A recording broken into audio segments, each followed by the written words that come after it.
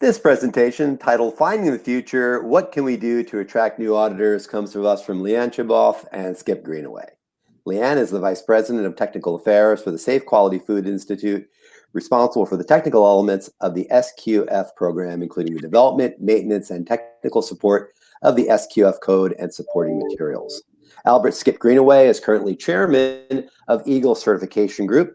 His strong commitment to ISO benefits led to the development of Eagle's Management and Information System for total automation for accuracy, documentation, and consistency. And with that, take it away, LeAnn and Skip.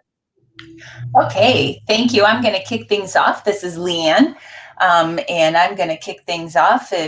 Here's a picture if you want to know who you're actually listening to. Skip is on the left, if you didn't know, but Skip is somebody that I work very closely with as one of our certification bodies at SQF. So Skip is going to share a new program that he is leading the way with, and pretty excited about sharing what we're going to talk about today with the future of auditors. So what we want to talk about today is pretty much these four things. One, we want to share some of those challenges and obstacles that we all face with auditors, audits, and the audit approach. But mainly what I want to talk about is the auditors that we are doing, the challenges that we find with auditors. So our focus will be on the auditors, not so much the audits and the audit approach. Also want to share with you what our expected competencies are for auditors. It's not just the knowledge. A lot of people just assume competencies equal technical knowledge, and it's more about that. And I want to share what we believe those competencies are and the buckets that we put them in. And then what are we doing to address these challenges for the auditors? Are we on the right track? And what can we do to overcome these challenges? And what can you do to help us? So today it's a little education, but it's mostly information, because there's some things that we need you to do in order to help us overcome some of these challenges. But before I begin, I do like to tell you where I work so that you can understand my perspective. So I work for an organization called SQFI, which stands for the Safe Quality Food Institute. We are an accredited third-party food safety and quality certification program. So food safety has its sense of technical requirements. We're mainly a product certification. We use a process-based audit approach, but we are a product certification. So foods like the candy bars or nuts, soup, bread, meat, produce, any of those, seafood, distribution facilities, the food packaging like straws and napkins and corrugate containers, that's what we certify. So you can understand the breadth of our technical knowledge that we need to have in our auditors when they're auditing these products. And they have to be specific to those product categories, that technical knowledge. So a lot of challenges there. We have 30 different food sector categories that cover all of those foods. So you think of a food and we probably certify it. I like to say we worry about food safety, so you as the consumer don't have to. We have over 400 auditors. Actually, it's close to 600 auditors that are credentialed in specific industry food sector categories, as well as credentialed to quality and auditing against quality in food establishments. Our codes are developed with stakeholder input. SQF is part of the Food Marketing Institute, or FMI, and we seek retailer input. We seek food service, so those end users, so the retailers can feel confident providing food into their stores for consumers to buy. But we also look at our Technical Advisory Council. Actually, Eagle sits on our Technical Advisory Council, our TAC, as part of a certification body representative. And we seek that feedback as well from manufacturers, from primary producers, storage and distribution, food packaging, everybody. And we seek that supplier input, and we seek even from the public comments. So you don't even have to be a user of our program. Simply because everybody eats food, then you are a stakeholder in our opinion, and we want that feedback from you. So we seek that public comment period as well. So that's SQF. It gives you an idea of the seriousness of our code and what we're trying to certify and the technical aspects that we need from our auditor pool.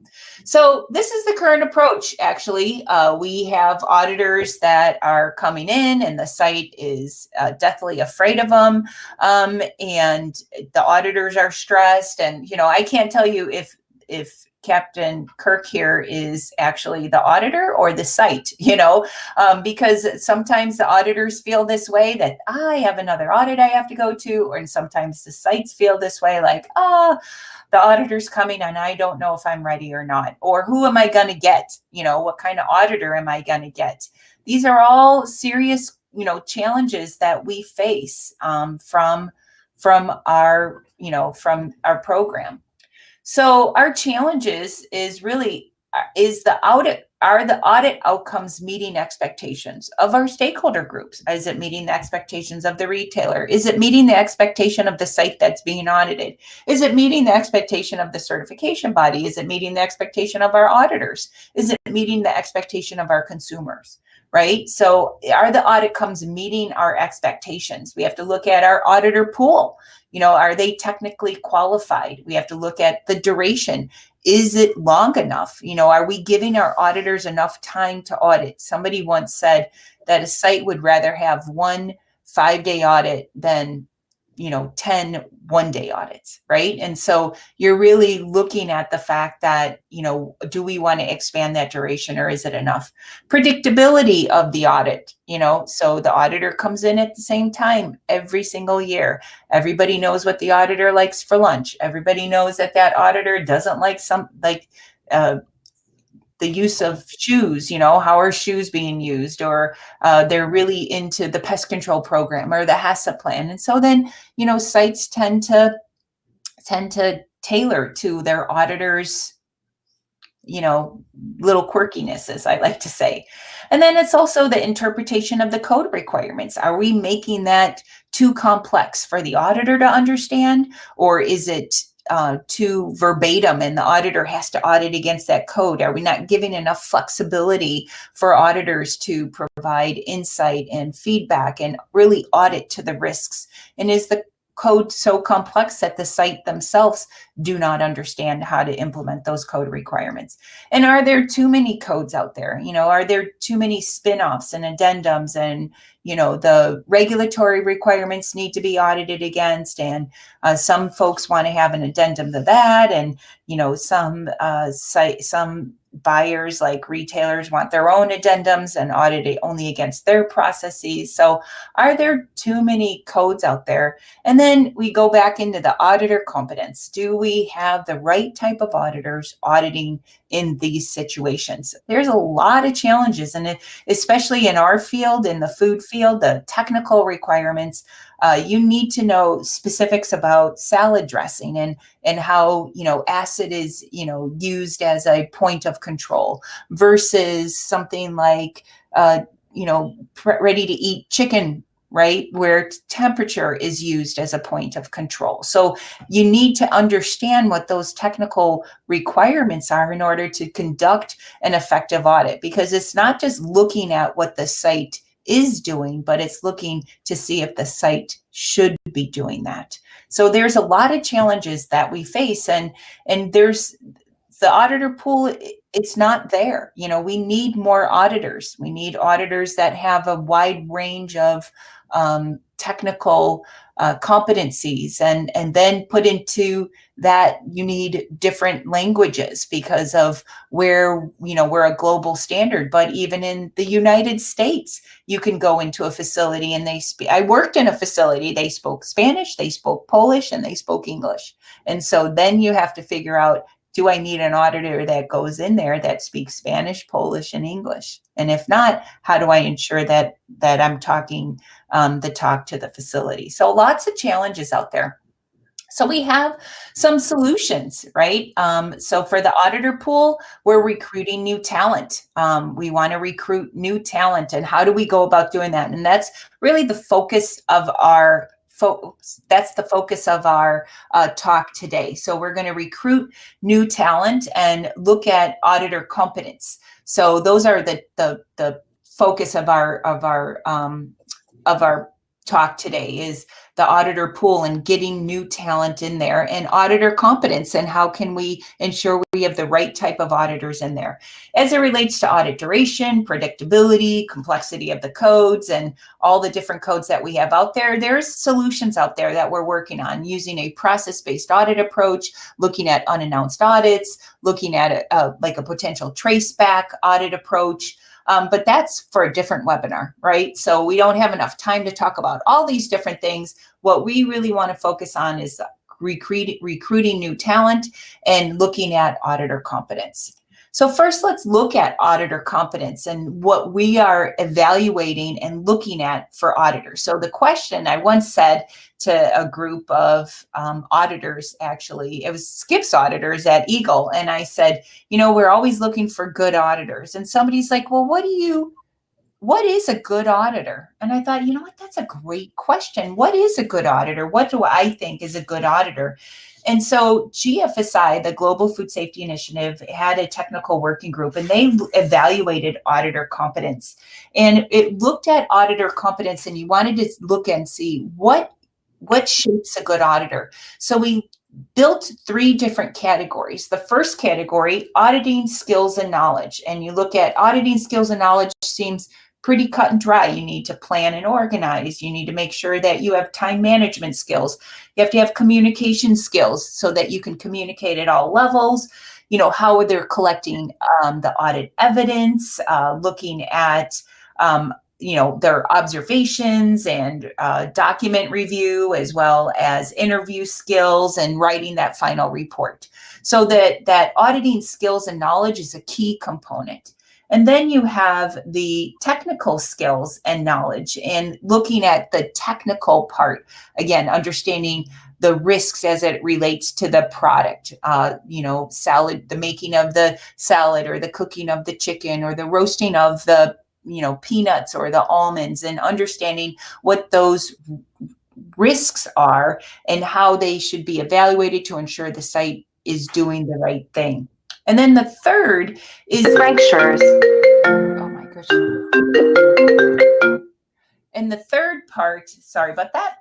The third part is regarding the behavior and systems, and that's actually one of the hardest ones that we have. So at this part, you're looking at auditor conduct and behavior. You're looking at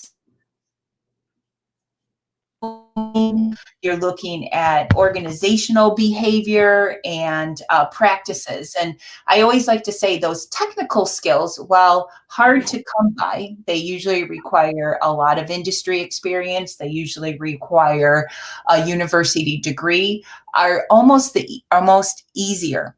The soft skills are those inherent skills that we have. It's the critical thinking, and it's your gut feel, and it's your basic, you know, how you act every day, and your communication styles and your written skills. But these competencies all blend together to form the good auditor. And that's what I mean by having a good auditor. It's having all these skills wrapped up into one person. And that's a hard sell. That's hard to find out there. And so it's really looking at that. But then how do you measure these to understand if this is the right auditor? So you have, when it comes to knowledge-based competencies, we look at and implemented an exam. So the knowledge-based competencies, such as, you know, your knowledge of any risks, or knowledge of, you know, when you're looking at our technical knowledge of how you would conduct an interview, etc. That could be an examined base. But the skill base is what we have to go out and do witness audits. We have to evaluate and determine, you know, do they conduct the interviews right? Do they have the right personality to be an auditor? Do they, you know, can they assess critical thinking and assess risk as it relates to the environment? So there's a lot of good things that we can identify through these competencies, and then use these measurement tools. So the next is actually looking and seeing how can we recruit young talent.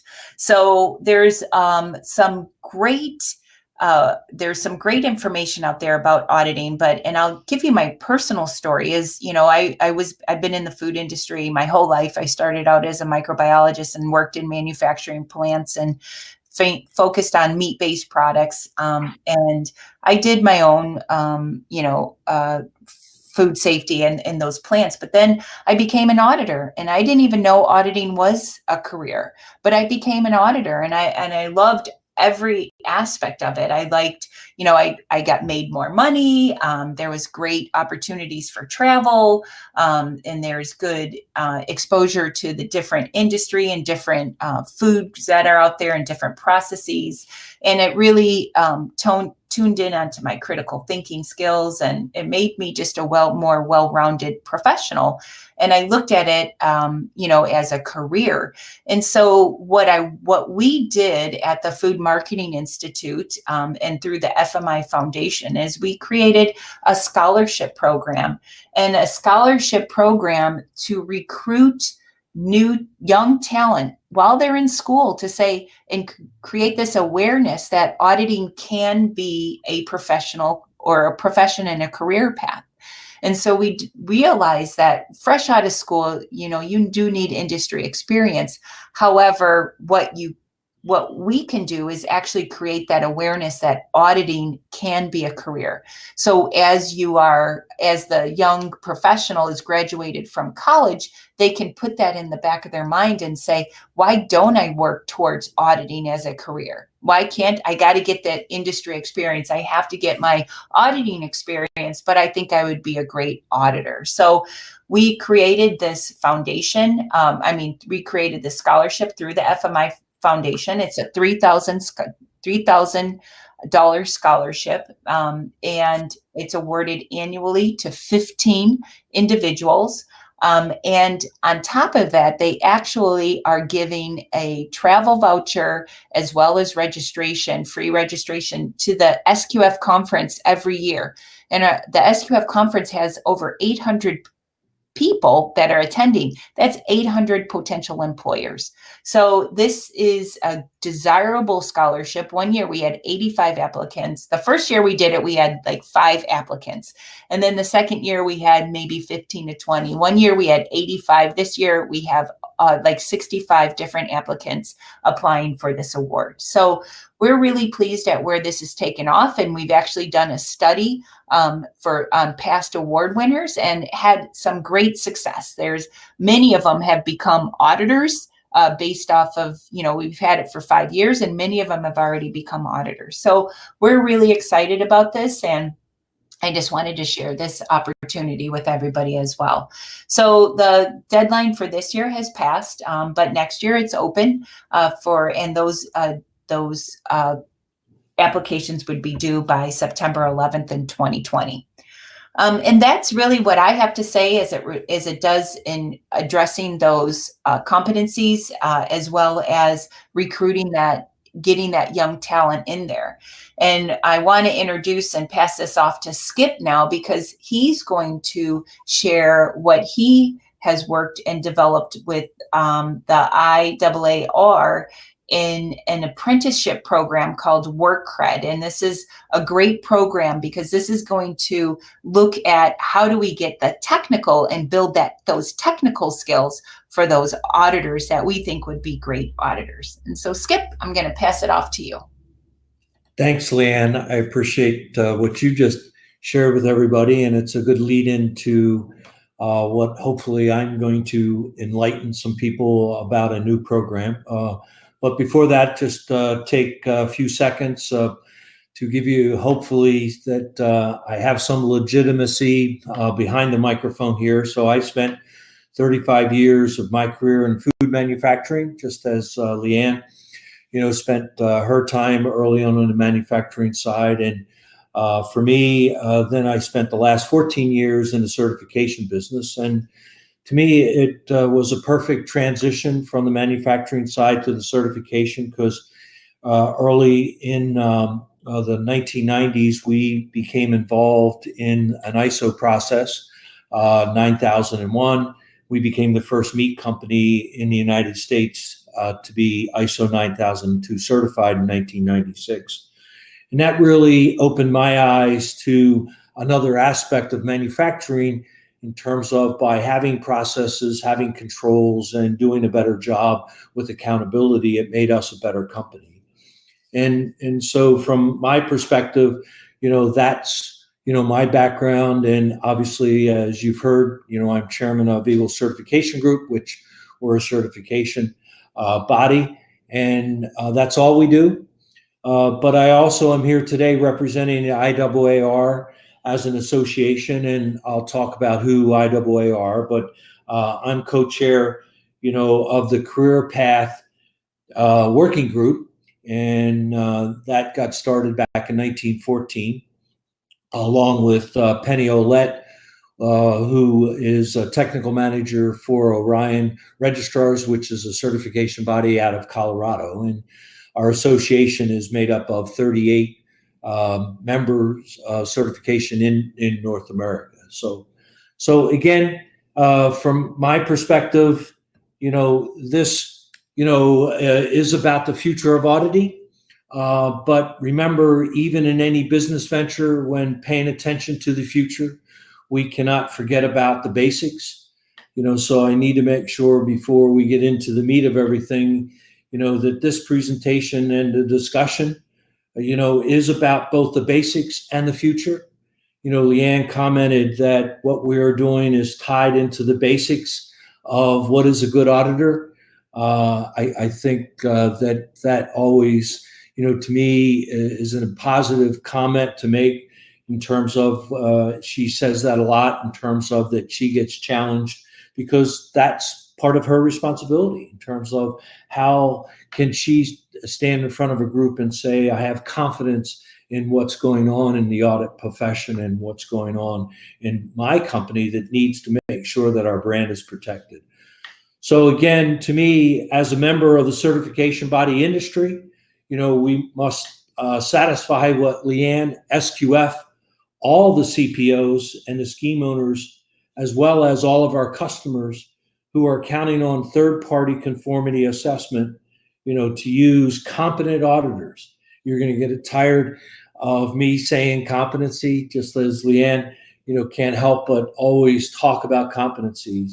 In the early days, and when LeAnn and I first got involved, as she said, at the GFSI working group on auditor competency, it really was qualification-based. And we still have, obviously, some qualifications, but we truly understand that just because you have a degree, just because you have a particular title behind your name, doesn't necessarily mean you're competent. And we have to make sure in terms of that we have competent auditors to execute our auditors. So as you can see on the screen, IAAR is the trade associations of CBs, and in discussing our needs, which I will get into shortly, we knew that as an industry, for us to declare that anything we did ourselves produced a competent auditor could be perceived as self-serving and maybe a conflict of interest. That's a big deal in our industry in terms of, remember, we're a service organization that is doing an oversight of a particular standard. And so we have to be careful about the conflicts of interest that can occur. So, early on, we partnered with WorkCred. And as you can see, they're a newly formed company, an affiliate of ANSI, which is one of the standards managers of ISO products around the world. And they're responsible for the US standards also. So early on, we partnered with WorkCred, which is an independent consulting company that specializes in quality credentialing of people. And the key word there is quality, in terms of that it's about, how competent the program is to make sure that we have competent people. And again, it's not just our industry, it's really all industries in terms of standards that are being asked. So to me, competency and qualifications are, the qualification piece is going away and being replaced with competencies. So again, why did we do this? it started in 2014 as an association. We realized that most of our auditors were baby boomers and were starting to retire, and shortly more would be retiring. At the same time, Exemplar Global, an associate member of IAAR, so it is nice to be a part of, the fact that they understand our industry and obviously are very active and very involved. They were doing their own study that in 2015 was published, and the results that were shared with our members, as well as obviously the world, that the industry, we were in, we thought we were starting to realize early on, as I said, in terms of as an association, we could see that most of our auditors were baby boomers, and we also realized that retirement for our baby boomers was around the corner. But more specifically, Exemplar Global Survey was very specific in that they said our industry over the next 10 years was going to lose 50% of our auditors.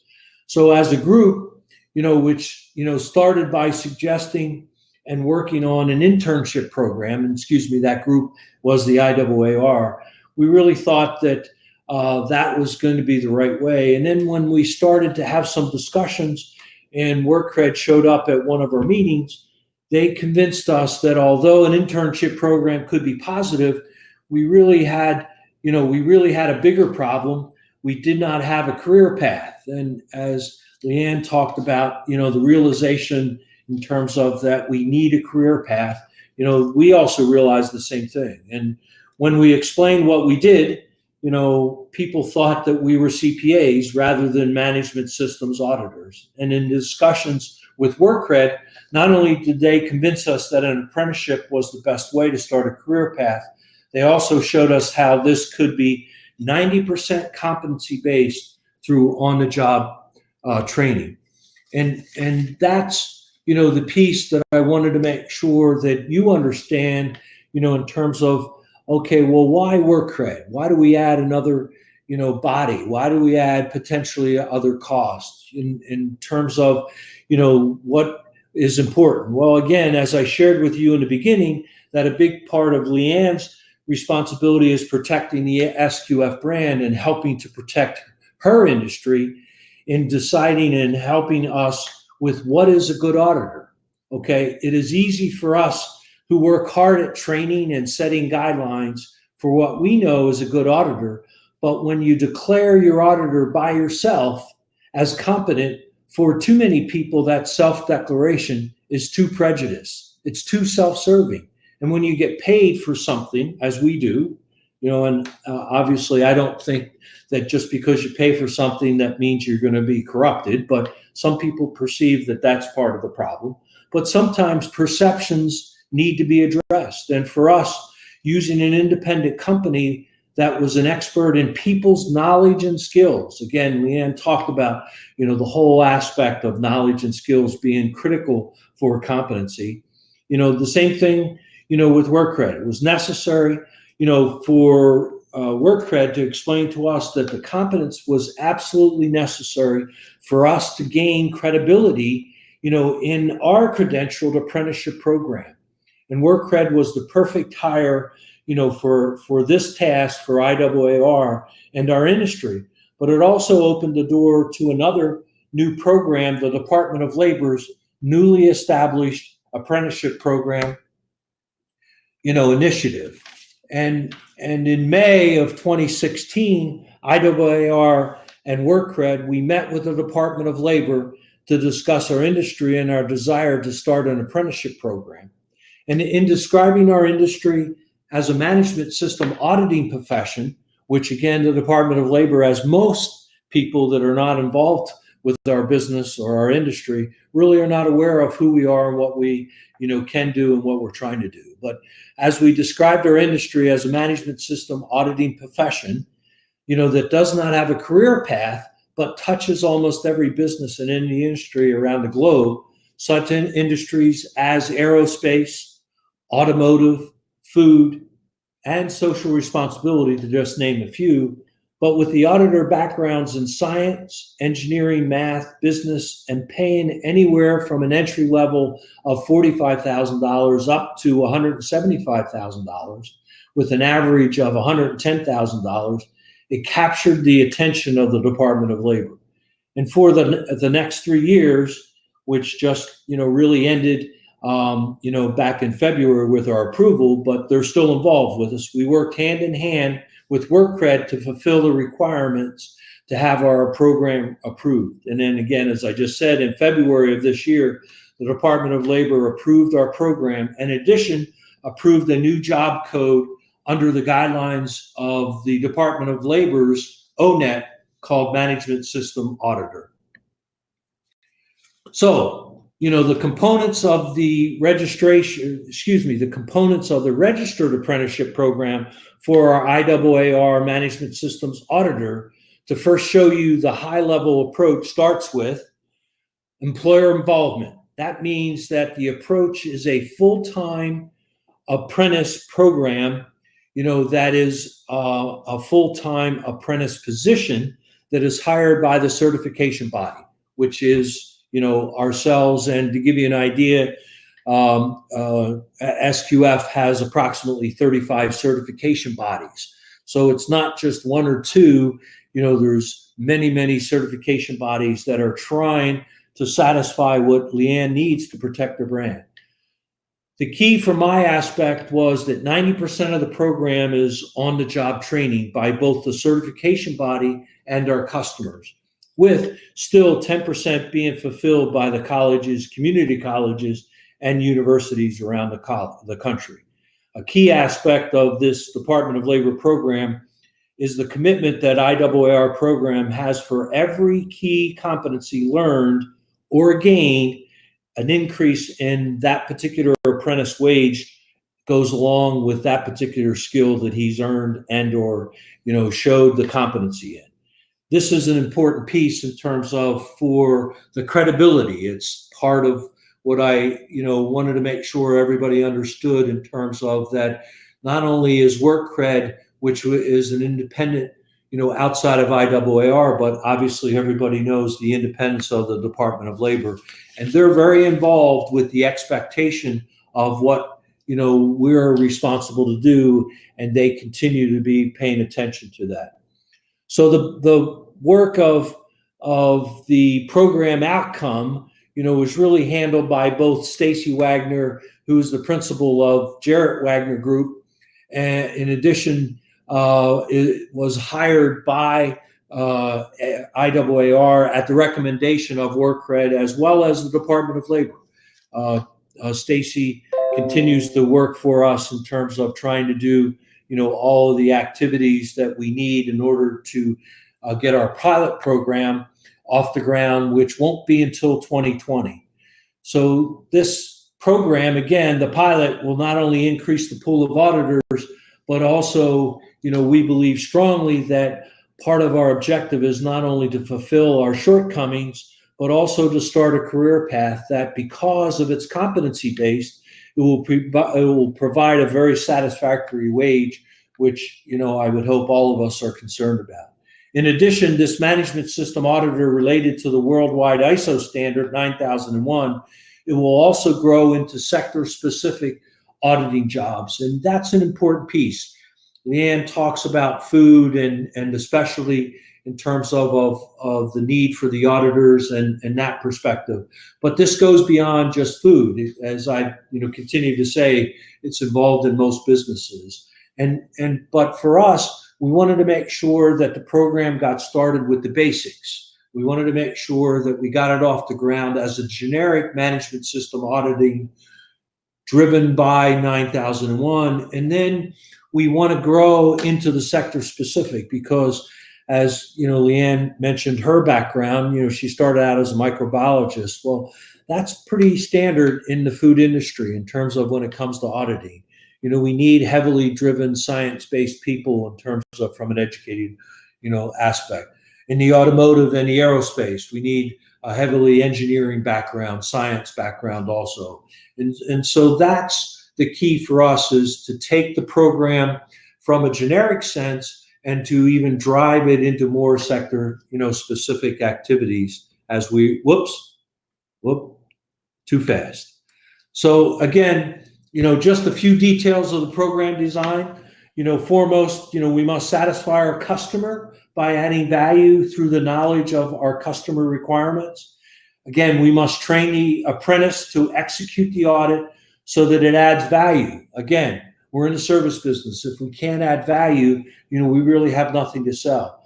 And then again, we need to make sure that that value helps make our customer a better business. And in my mind, I think that's one of the aspects that we struggle with people realizing that this doesn't, ISO certification and an audit and an SQF audit is just not, it's just not about a credential. It's not about a certificate. It's not about the certificate on the wall. I'm comfortable saying that you can ask, the majority of SQF customers that they know that even if they were not mandated, to execute, they realize that it's made them a better company.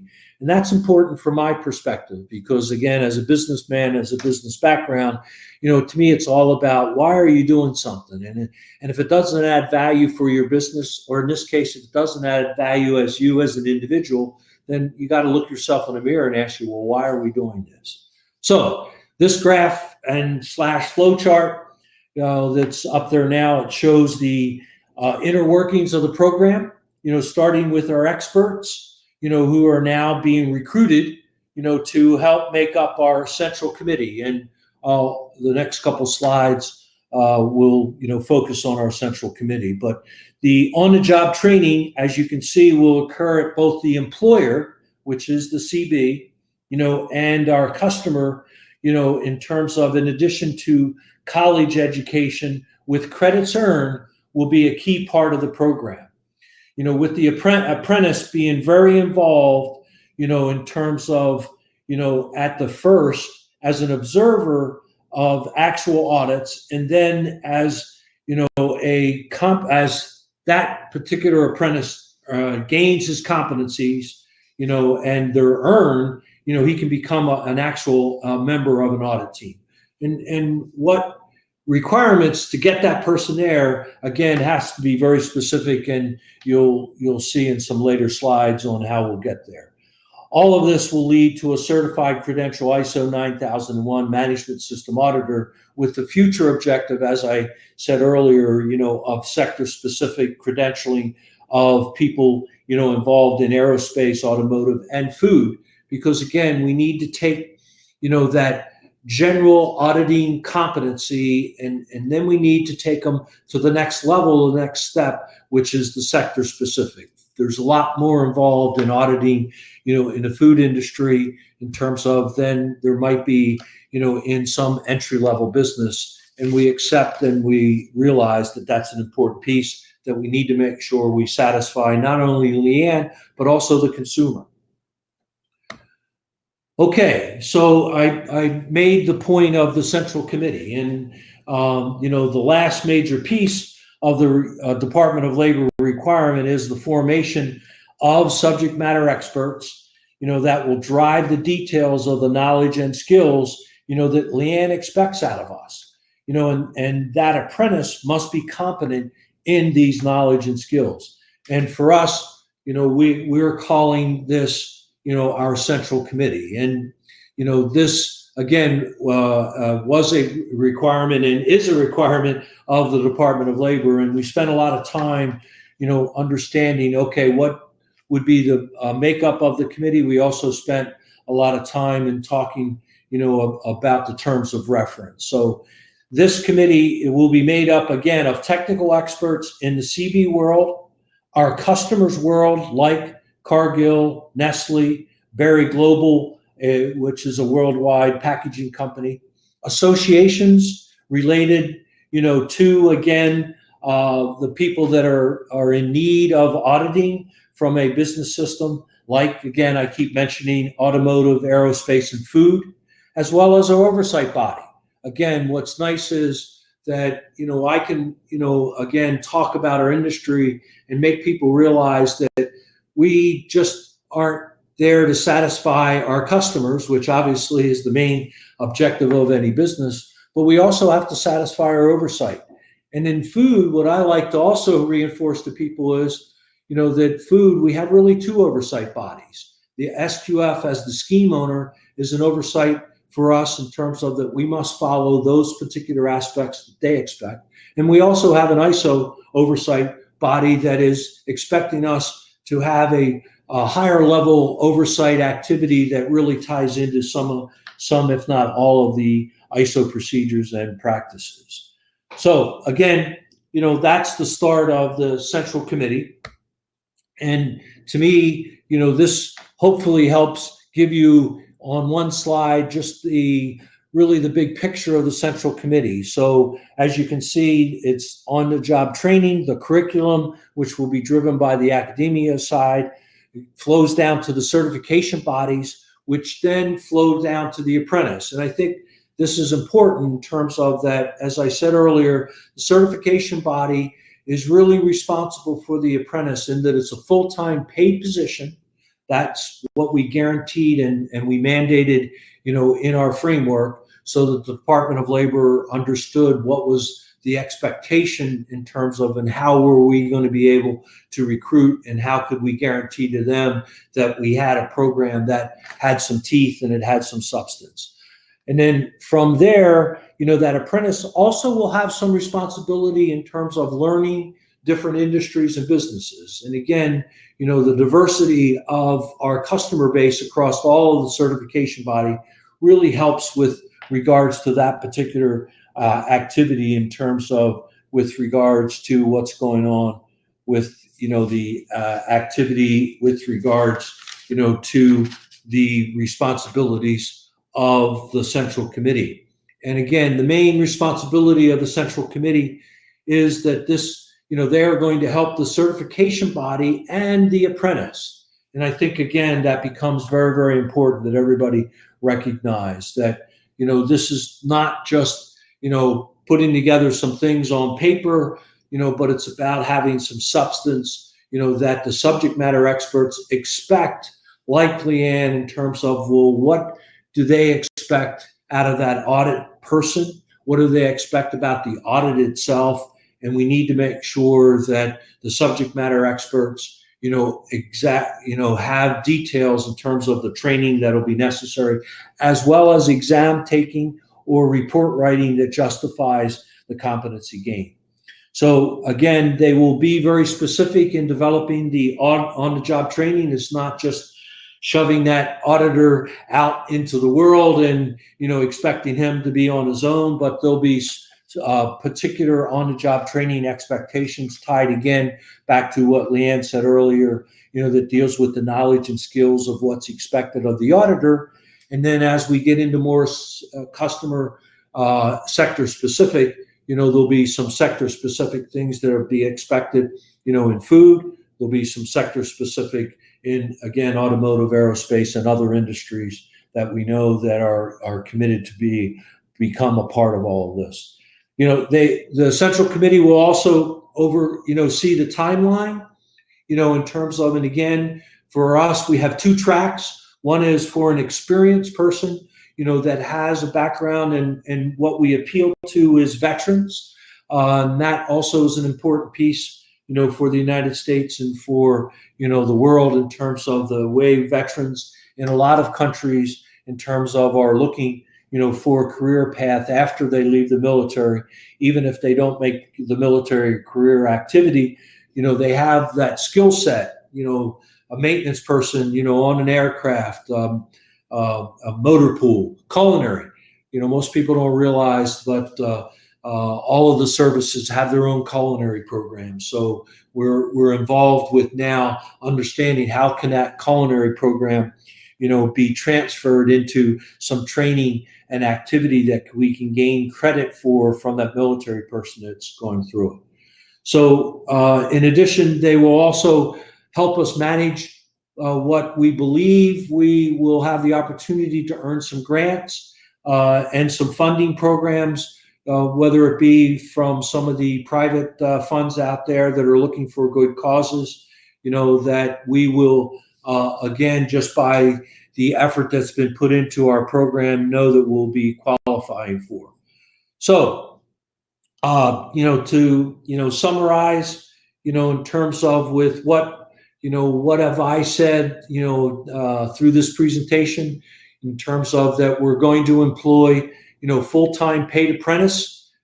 That's an important piece, which will add value to not only ourselves as the certification body, to our customers, as well as to IIOC and IQNet. Those are other association bodies that involve the certification bodies around the world.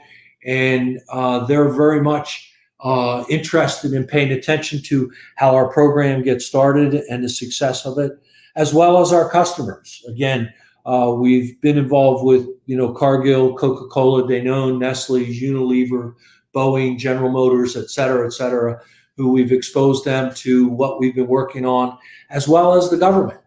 And again, Department of Labor, because of how many industries and businesses, and quite frankly, because it's a white-collar profession that is unique, they have also exposed us, as I've mentioned, to the veterans in terms of organizations and some of the other government agencies that they've made them aware of who we are and what we're about. So to me, the auditors, again, they have to be trained by the industry experts. I keep saying in terms of from a competency standpoint, we know that we've learned, over the years that the retention, of our skill set is better retained, through on the job or on the activities learning, as opposed to in a classroom environment. And that's an important piece that we're going to take advantage. So again, as we continue, to conclude our program in terms of by filling in the details, I would hope that you can see that, as we started, it truly does lend itself, to a career path. So my conclusion is that this career path, again, will satisfy LeAnn and SQF and their industry, which can only exist, and it can protect their brand by having a competent auditor doing their food safety audits and satisfying all of our desires in business of providing a job, that people, that people that are involved as an apprentice, that they can be proud of having a career opportunity and to be successful and earn a living wage. Thank you.